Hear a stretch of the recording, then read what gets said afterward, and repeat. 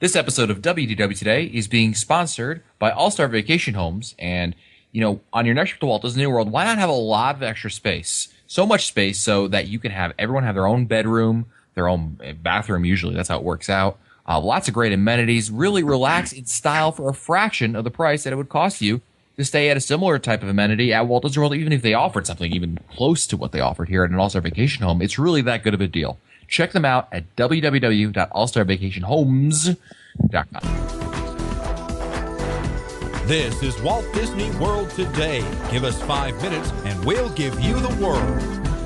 It's Friday, December 4th, 2009, and this is episode 652 of WDW Today. I'm Matt Hochberg of StudioCentral.com. Joining me on today's show is Mike Scopa, a senior feature writer and blogger for allears.net. Welcome, Mike. What do you see in the clouds? Jimi Hendrix. It's extinct. It's Nope. No, that's a song, not. What do you see in the clouds? Wow. Okay, is it a nighttime fireworks thing? It's extinct. Oh, Fantasy in the sky. Nope. no, the thing in Delta, Dreamflight. It actually has been in 2 theme parks. That's not Dreamflight. Wow. This attraction was in two theme parks. First in Epcot and then in the Magic Kingdom.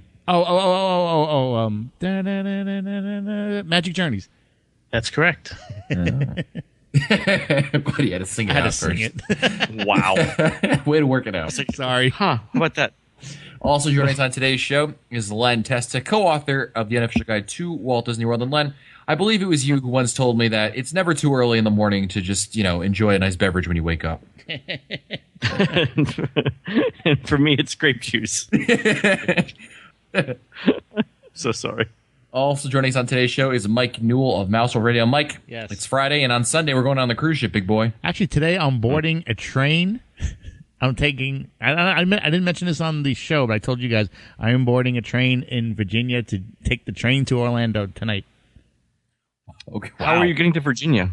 Driving to Virginia. They're putting It's my auto car on the train. and- Car, train, auto boat. train. You're missing one element there. Yeah, John Candy. Well, on today's show, we're going to be reprising a theme that we had in an earlier show. In episode 641, we had a show that was entitled Worth It or Not, where we took a couple of different elements of Walt Disney World, various elements, really not related to each other, and kind of talked about whether we thought it was worth it or not, meaning was it worth our money or not. And these are just our opinions on these things. And the first episode actually was episode 641, if you want to check that out. We talked about a couple different topics like Disney Quest and Food and Wine Festival and the dining plan. So we thought we'd bring it back. And we're going to start out with this one ought to be good, especially since Len is ready to talk, as we say. That is primed. So the first topic here is La Nuba, Cirque du Soleil La Nuba at Downtown Disney. Interesting. I've never seen it. It's one of the gaps in my Disney resume. I haven't seen it, and that's been on purpose. Really? Wow. You don't like tights? Believe it or not, no. I haven't seen it because it just does not appeal to me whatsoever. And nobody bought you a ticket. That's also true. Thank you, Mr. Newell. I was gonna say if I suggested dinner at Fulton's followed by an evening at La Nuba, Well, I you'd be might shaving your legs tomorrow. Moonlight Cruise, yeah. Everyone has their price. Mine happens to be $19.99. Oh. Thursdays. What do they know? They're tourists. Yeah. No, but quite honestly, I think I would have seen it already had I really wanted to. But it just has no appeal to me because the theater. This sort of theater really. I just feel like if I'm going to see it, I think after like 5 or 10 minutes, I'm going to be bored out of my gourd, and I'm just going to be like looking at my iPhone, like, let me see what Newell's posting on Facebook right now. Matt, you can't give an opinion if you've never seen it. I agree. I totally agree. I was going to say. No, I'm not saying anything about the show. It might be very good. I hear very good things about it. In fact, I've heard nothing but good things about it. But I just don't know if it's So why are you trashing it? because it's not up my alley. It's not my cup of Let tea. me ask you a question. But you don't know that You until said alley, see it. right? If it was Yes. if it was $20 Yes. and you went, would you think it would be worth it? As opposed to the whatever it is nowadays. No, the cost really doesn't have anything to do. I enjoy a nice Broadway play when I go to New York. But I think the cost has a lot to do with it. I think the cost. A lot of people haven't gone to it because of the cost. that may be true, and that's something you guys, if any of you have seen it, you can talk to that effect. I'm just saying that it doesn't appeal to me. That's all. Never mind how much it costs. But have you guys seen it, Scopa? Yes, I have seen it, and what was told to me before I went to see it, and I had already purchased my tickets before this person had said this to me, and I tell this to everybody. Before you go see it and you purchase your tickets, you say, oh my God, why am I paying this price to see this, whatever it is? And then when you come out, you say, well, that was the best deal, one of the best deals I ever had in my life. That was one of the best performances. That was one of the most interesting and inspiring and amazing things I've ever witnessed. I agree. Really? The only difference. What's the thing that's amazing about it, though? I don't get it. I mean, so it's a bunch of really athletic people jumping around with props.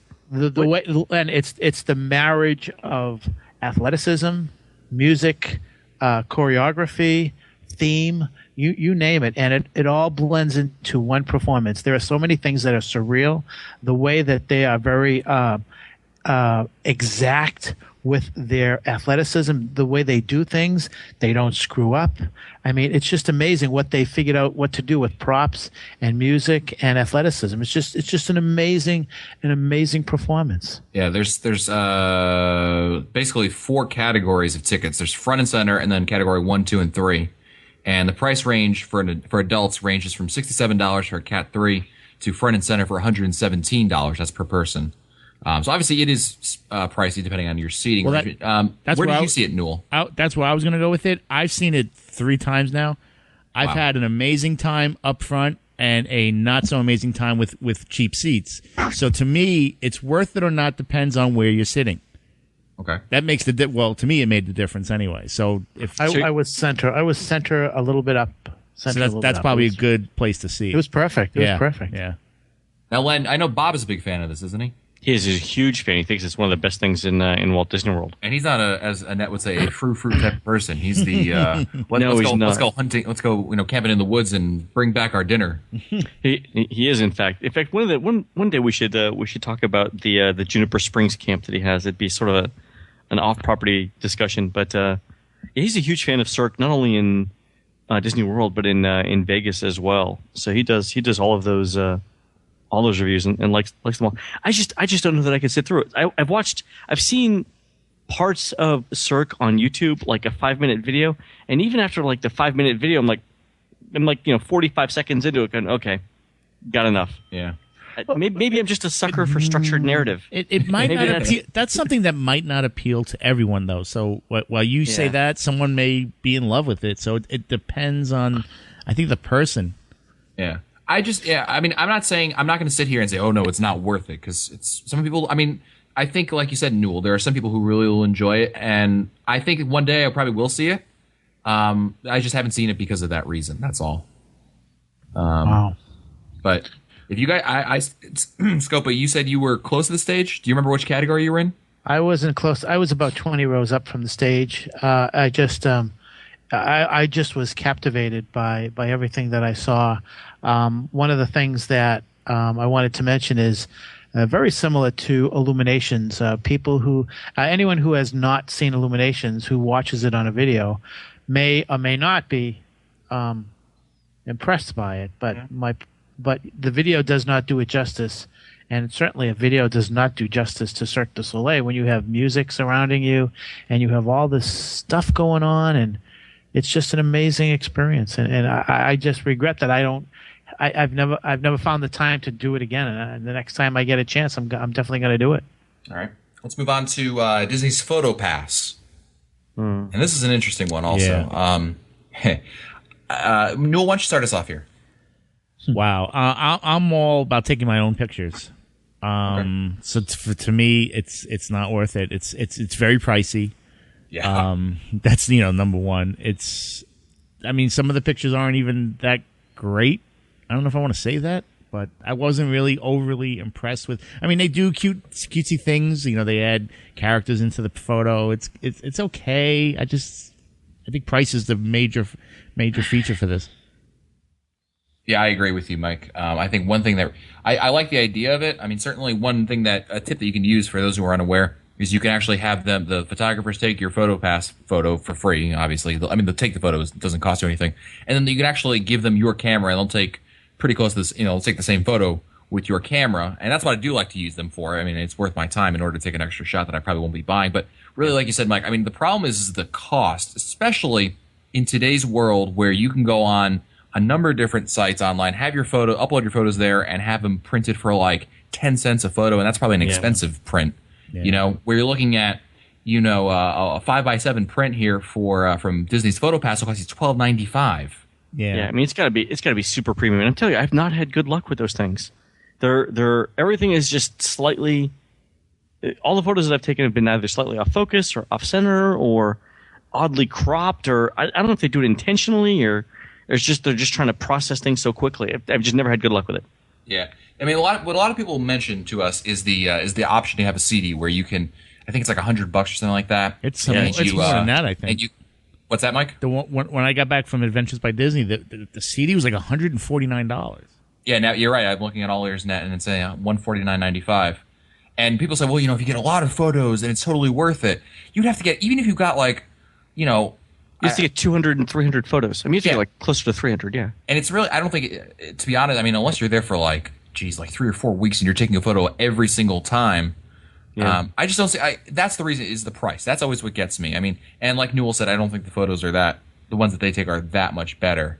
Especially, it's just a super premium. I mean, come on. Yeah. I just don't think. I think you're better off just spending your own money on maybe if they got an amazing shot, it's worth paying the money for. But I really can't justify the cost of it. But it is a nice service and it's free. I mean, they'll take your photos with you, which is a nice little service. So for that, it's worth it. But Scope, are you in agreement with us, or do you differ? Yeah, the thing is that in any place in the park, you can ask a cast member to take a photo. The thing is that a while ago, about 4 years ago, I remember talking with one of the PhotoPass people, and they said, "Oh yeah, we're trying to increase the interest and the excitement of this, and we're going to have more of us around all different parts of the park." One of the things that I had issue with is that these PhotoPass people are only in one area, and if they were all over the parks, they could take pictures with more backgrounds. I think that the staging of the picture is just kind of crazy. I think that the cost is crazy. I can always ask a cast member to take a photo of me or whoever I'm with, things like that. Maybe before the advent of digital cameras, this would have been worthwhile because people had to carry film and all that. But now, 10 years ago. Exactly. I mean, I don't even take. I mean, the last trip I took, I just took my iPhone. I took pictures with my iPhone. I don't need a camera anymore. That's a good point. Yeah. Let's move on to the Harmony Barbershop, which is the barbershop of the Magic Kingdom. The name. I don't know, man. I gotta say there are a few things that's totally worth it. You think you like it? I do actually. I think so. I've only gone there twice. I've gone there for back in the day when they did shaves with a straight razor. Yeah, and that was by far, without a doubt, the closest shave I've ever had in my life. They did it with they put on some sort of liquid to get soften up my whiskers or my razor stubble at the time, and then I got the whole hot towel treatment. Then I got the menthol shaving cream that they whipped up in a can with a little brush, or sorry, in a cup with a brush, like a horsehair brush, which they probably got the horsehair from the horse on Main Street. But let's just put that out of our minds for a second. And they put that on, and then he stropped it's a straight razor. He stropped it on his little leather strop, and then shaved it. I'm telling you, that was the smoothest shave. My face felt like a baby's butt for like 3 days. It was that smooth. Now that being said, it was also the worst razor burn I've ever had. Yeah, I had a straight edge razor one time, and man, the razor burn was terrible. But oh my god, I had to stop like every 30 minutes, and it was in the summer too, so I was sweating, and that wasn't good. Oh, baby. I had to stop every 30 minutes and put cold water on my face. Wow, it burned. But I'm telling you, the closest shave I have ever had in my life. Yeah, well, the barbershop now is open from 9 to 5 every day. It costs $17 for adults, $14 for kids 12 and under. Colored hair gel is $5, and beard and mustache trims are $10. Yeah, awesome. Scopo, what do you think about them? I've had about six haircuts there. Two of them were crazy ones where I had hidden Mickeys thrown on my hair and colored my hair, and one in particular on a solo trip. I was there, and of course it would have to be on a solo trip. I was in there, and the Dapper Dans came in. 4 Dapper Dans, they stood around my chair while I was getting a haircut.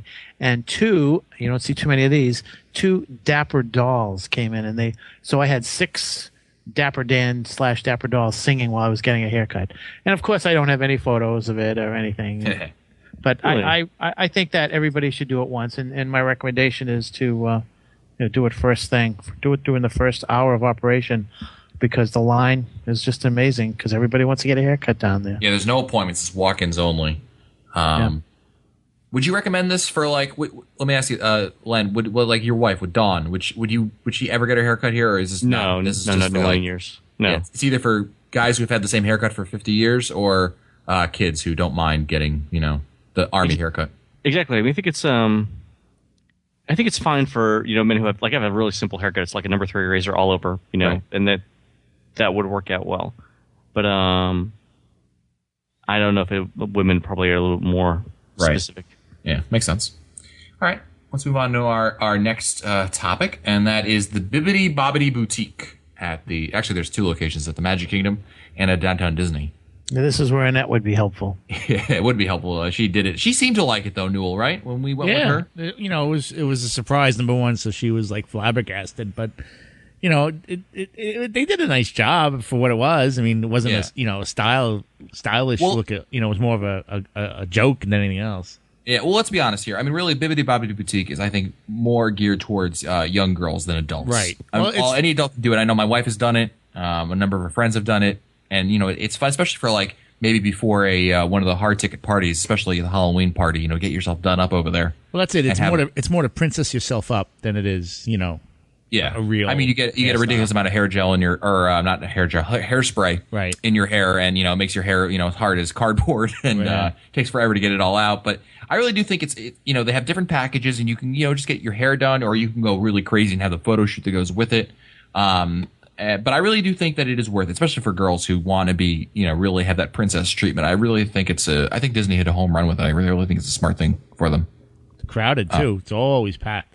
Yes, you have to make reservations. This isn't something you just walk into like, oh yeah, okay, why not? And the Pirates League thing, though, right? This is different. You could probably walk into that, right? Yeah, well, it's certainly with the economy and everything. But that's another cool thing. They're kind of related to each other because they, one's for boys, one's for girls, really. But the Pirates League is also very cool. And what I like about the Pirates League is the story that they have over there, and they give you this. It's not just getting the makeup and everything done over there. It's this. They bring you in and they tell you this whole elaborate story, and it plays throughout the whole experience, and you get to get the pirate patch and some other fun stuff. So it really is. I do think it's a great option for kids. I mean, yeah, it's a little pricey, but I think this falls under the category of things that are it comes under vacation spending. You know what I mean? And this, I think, is something that is certainly worth it. Last topic, and this one should be a good one also, backstage tours at Walt Disney World, and there's a number of them. I think it depends on the tour. Right. I don't know that I would spend more than an hour or maybe more than half a day on a tour. I've done the behind the scenes tour, and that was good. That was like an hour. I've done the Epcot Segway tour. That was good. I could have stayed on that thing for forever. And then I've done what's the Magic Kingdom one behind the Keys of the Kingdom. No, not the all day one. I did. What's the shorter one? No, Keys of the Kingdom. That's the 4.5 to 5 hour one. I've done that, and that was a little too long for me. At the end of that, I was like, okay, seriously, I gotta. Yeah, they really range in time. I mean, like the Backstage Magic, where you go to the studios, Magic Kingdom, and Epcot is 7 hours long. It also costs $219 per person. All the lunches included with it. Right. So they really do range, and I agree with you, Len. I think the thing to do when you're talking about tours, we get questions about this all the time. Are the tours worth it? Which are the best tours? I would start out with the shorter ones and see if you like them, like Len said. Like the behind the scenes tour, which is an hour. The Segway tour is like an hour, isn't it? Segway tour was a little bit more than an hour. It's like an hour 20, but it was counting the training and everything. But that was 2 hours. Yeah. I think you know what it is. I think it's because you're interactive. Again, the interactive things you could stay and do a long time, but the tour themselves, again, it's just somebody presenting something to you. It's not as much fun as actually doing something. I'm a doer. I think that's what it comes down to. Anyway, what do you think, Scopa?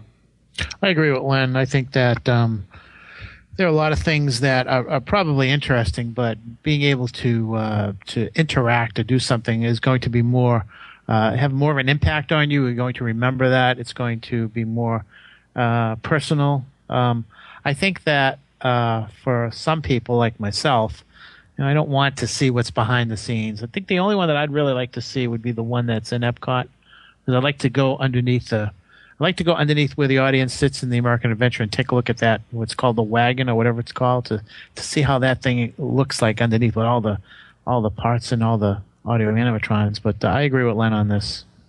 Newell, what are your thoughts on it?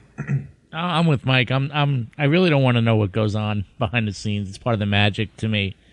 But saying that, I've done, behind the scenes. Mary has done Dolphins in Depth. We've done a bunch of them, and we've thought that they were very good and worth it at the same time. Yeah, I will tell you one thing. While we haven't taken all of the tours they have at Walt Disney World, you've certainly heard of the questions that we read on this show, and I have not read one negative question or a negative comment really about one of the tours, like, oh guys, just came back from a tour and when it was terrible or anything like that. Most people who take the tours always seem to be reporting back positive stuff about it. Yeah, I think so too. That's good. Yeah, so certainly, I start out with the small ones if you're new to them, the shorter ones rather, and work your way up. And if you really do like it, more power to you. And I do think you guys are right. What about let me ask you this, Scopa. What about like one of the resort tours? Would you be more apt to take one of those since there's not much backstage magic there, like one of the like maybe the Segway tour at Fort Wilderness, or they have the floral tours at Saratoga or Beach Club, something that's more resort based. Would that be of more interest to you? That would be cool. And even the behind the scenes tour, I think I'd like that. I'm a gardener and everything, so I think I'd like that. But as long as there's no revealing of the magic. It's tough enough when you run these races and you run backstage and you see all the facades and everything. It's like, oh man, it's really not Main Street USA. It's it's or even the studios running the studios races. It's just yeah. So I think I'd have no problem with the Segway tours. And obviously, we're talking about price over here, they do vary from tour to tour in terms of the different prices. But we've talked about the Segway tours before in a previous show. But generally speaking, it seems like the prices for the tours generally meet what the tour is about. Like the behind the scenes tour is really cheap. It's a good simple tour. Yes, $16 for adults for an hour, and that's the base price. There's discounts for anybody. Disney Visa, AAA, DVC, annual pass. So certainly it'll be even less than that. So that's obviously a great price point over there. And even the, I mentioned, the 7 hour, it's $220 for a 7 hour tour before discounts, but 3 hour tour. But it's 7 hours, so do the math, and it comes out to. I just couldn't do a 7 hour tour, but okay. Okay. Well, that's gonna do it for us today. Don't forget that this episode of WDW Today has been sponsored by All Star Vacation Homes. We're talking about what's worth it or when it's not worth it, but it's hard to beat the value of a All-Star Vacation Home. Certainly you get a lot of house, a lot of great amenities, and it's really for not a lot of money. They have great deals. Not only do you get the great house, not only do you get the great price, but they also throw in lots of other things. Right now, if you book a All-Star Vacation Home, you're going to get some great deals on the house, like choosing between maybe if you stay for a week, you get a free rental car or a gift card. Lots of other great deals they've got going on. Really call Sarah and all the great folks over there at All-Star Vacation Homes and check out what they've got for you. I guarantee you will really, really enjoy it. And if you don't, Mike Newell will take the rest of your stay for you. That's right. Don't worry about that. I was going to say Matt will show up in a French maid outfit and make things better. That's right. Make it more interesting, certainly. Anyway, pass. Anyway, that's it for us today. If you want to find our older episodes, read our show notes or send us your comments. Visit the WDW Today website at WDWtoday.com. Don't forget, we're going to have some live shows coming up this coming week from the cruise and live from Walt Disney World. So check out WDWtoday.com for all that information. And follow us on Twitter, 09 Reunion at Twitter. There you go. For Len Henson, Mike Silva, and Mike Newell, I'm Matt Hochberg. We'll see you on the next show. Stupid Judy, stupid energy. This has been a production of Mouse World Radio.